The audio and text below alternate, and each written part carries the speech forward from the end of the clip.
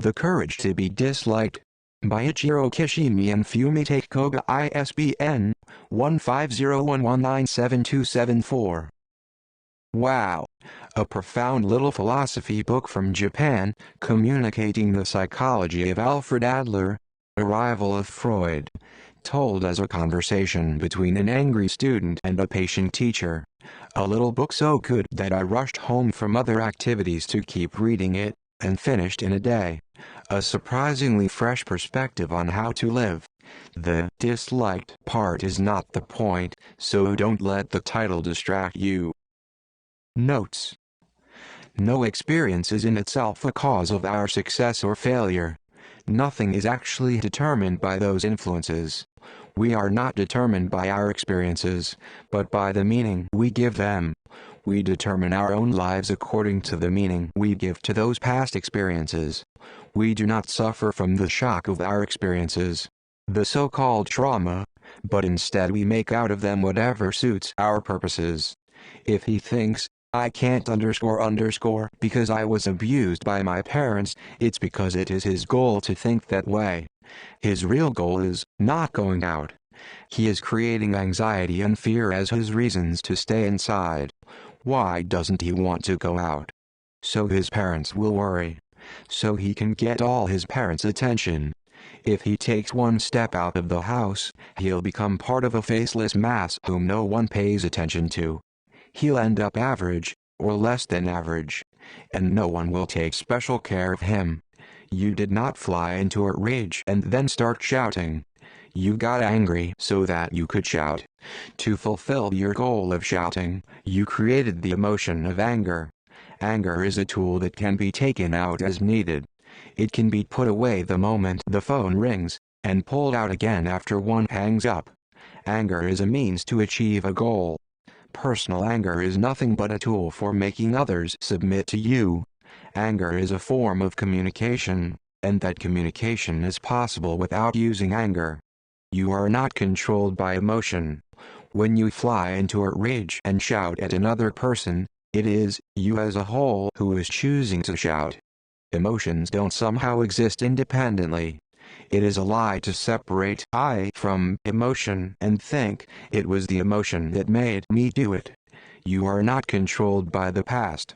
The Freudian ideology that is typified by the trauma argument is determinism, and it is the road to nihilism.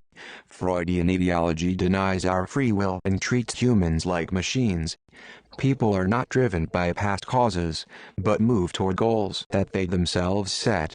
The Greek word for good, agathon, does not have a moral meaning. It just means beneficial. Conversely, the word for evil, kakon, means not beneficial. No one desires evil, something not beneficial. Personality is something that you choose for yourself. External factors had a significant influence on that choice. But you chose this kind of self.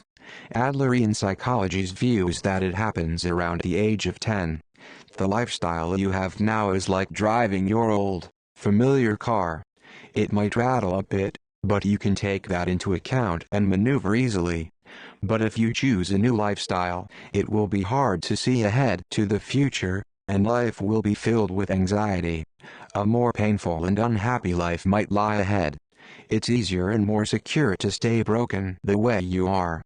Being the way I am with all these shortcomings is, for you, a precious virtue. He dreams of becoming a novelist, but he never completes his work. He says his job keeps him too busy, and he can never find enough time. No. It's actually that he wants to leave the possibility of, I can do it if I try, open. He doesn't want to face the reality that he might produce an inferior piece of writing and face rejection. He wants to live inside the realm of possibilities. You say fear is stopping you from doing what you want. If I did cure your fear, and nothing in your situation changed at all, you'd probably say, give me back my fear. No matter what has occurred in your life up to this point, it has no bearing at all on how you live from now on. You are afraid of being negated by other people. You think that instead of getting entangled in such situations, it would be better if you just didn't have relations with anyone. Your goal is to not get hurt. All problems are interpersonal relationship problems. To get rid of your problems, all you can do is live in the universe all alone. But you can't do that. We are all suffering in interpersonal relationships. Loneliness is having other people around you, and having a deep sense of being excluded from them. To feel lonely, we need other people. Internal worry does not exist. Whatever the worry that may arise, the shadows of other people are always present.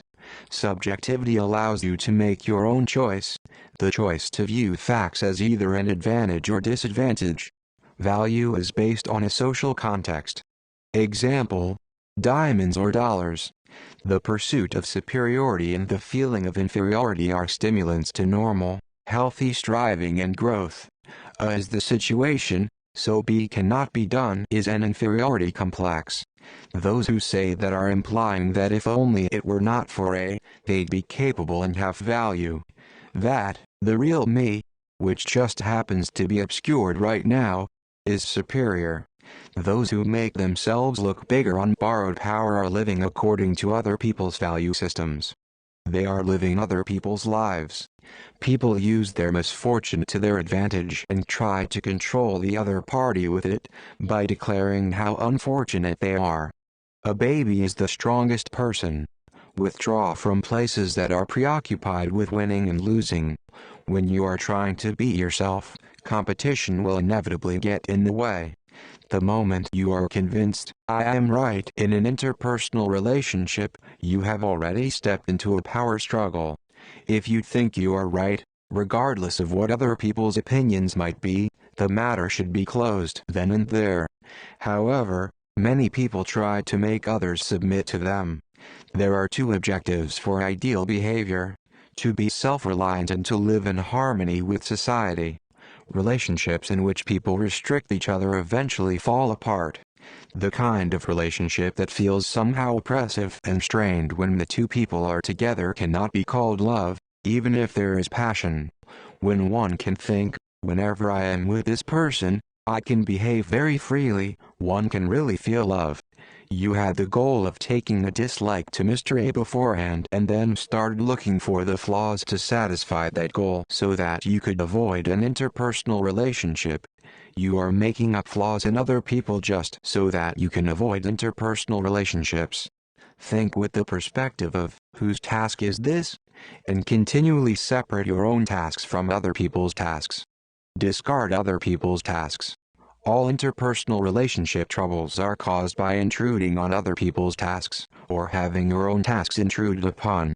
To tell whose task it is, ask, who ultimately is going to receive the results brought about by the choice that is made?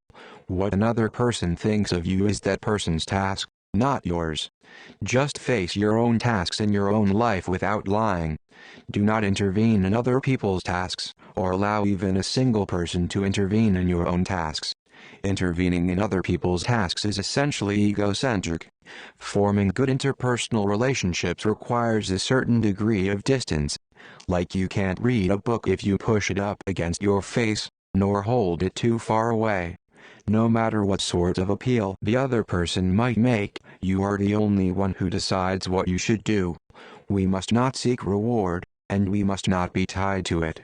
Children who have not been taught to confront challenges will try to avoid all challenges. It is easier to live in such a way as to satisfy other people's expectations, because you are entrusting your life to them. There is no reason of any sort that you should not live your life as you please. Desires and impulses to take you wherever they want. To live in such a way is only to be a slave to your desires and impulses.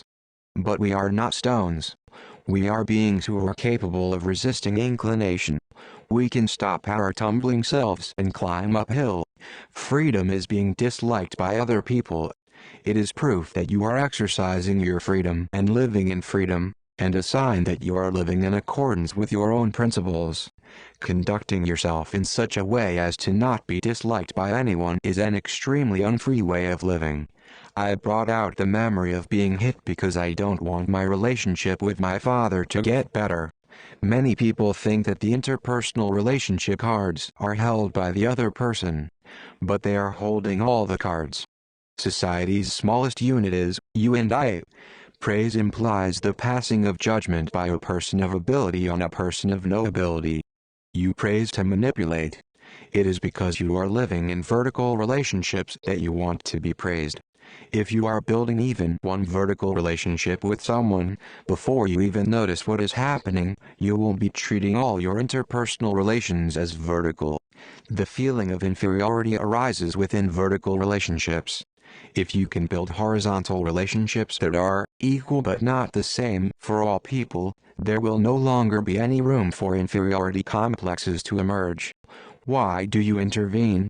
Intruding on other people's tasks? Because you see the other party as beneath you.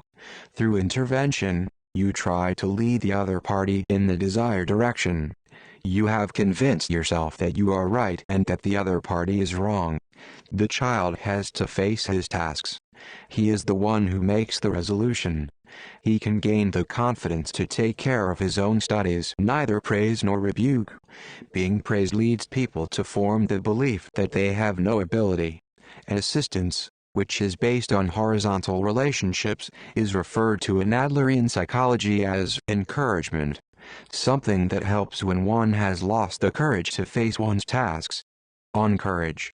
It is when you are able to feel, I am beneficial to the community, that you can have a true sense of your worth. Say you've got a score of 60%, but you tell yourself, I just happened to get unlucky this time around, and the real me is 100%. That is self-affirmation. By contrast, if you accept yourself as you are, as 60%, and think to yourself, how should I go about getting closer to 100%? That is self-acceptance. The basis of interpersonal relations is founded not on trust but on confidence. Confidence is doing without any set conditions whatsoever when believing in others, without concerning oneself with such things as security. There are people who will continue to have confidence in you no matter how they are treated. Unconditional confidence is a means for making your interpersonal relationship with a person better and for building a horizontal relationship. If you do not have the desire to make your relationship with that person better, then sever it. Because severing is your task. People who have so much money that they could never use it all work so they are able to contribute to others, and also to confirm their sense of belonging, their feeling that it's okay to be here. Generalizing statements. You see only a part of things but judge the whole. Happiness is the feeling of contribution. If you really have a feeling of contribution, you will no longer have any need for recognition from others. Pursuit of easy superiority. The ones who engage in problem behavior are trying to attract the attention of other people even as they continue to avoid any such healthy effort. They will probably succeed in becoming special. Parents and other adults are giving them attention through the act of rebuking. They make trouble for another person while trying at the same time to be special.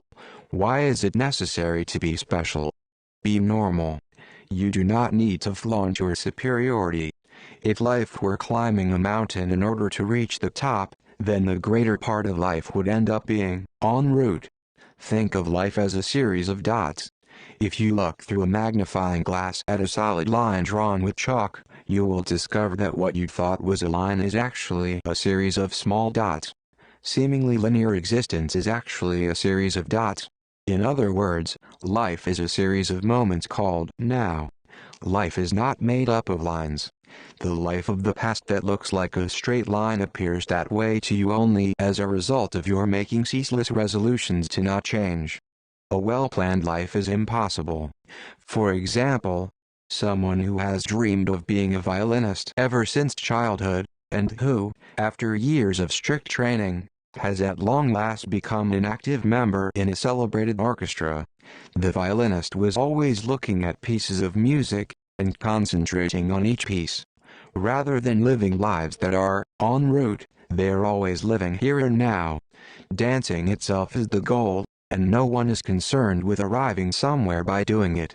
Naturally, It may happen that one arrives somewhere as a result of having danced. Since one is dancing, one does not stay in the same place. But there is no destination. If you're under a bright spotlight, you won't be able to see even the front row. If you are shining a bright spotlight on here and now, you cannot see the past or the future anymore. Likening your life to a story is entertaining. However, life is a series of dots, a series of moments. If you can grasp that, you will not need a story any longer. You set objectives for the distant future, and think of now as your preparatory period. You think, I really want to do this, and I'll do it when the time comes. This is a way of living that postpones life. But a here and now in which one is studying now for the distant future, for example, is the real thing. Life is always simple, not something that one needs to get too serious about. Life is always complete. The greatest life lie of all is to believe that one has been able to see the past and the future, to look back at the past in an ideological manner and say, what could have caused such a thing to happen? Hardship should be an opportunity to look ahead and think, what can I do from now on? Whatever meaning life has must be assigned to it by the individual.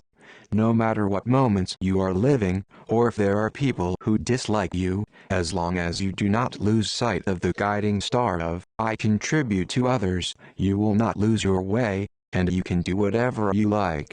If I change, the world will change.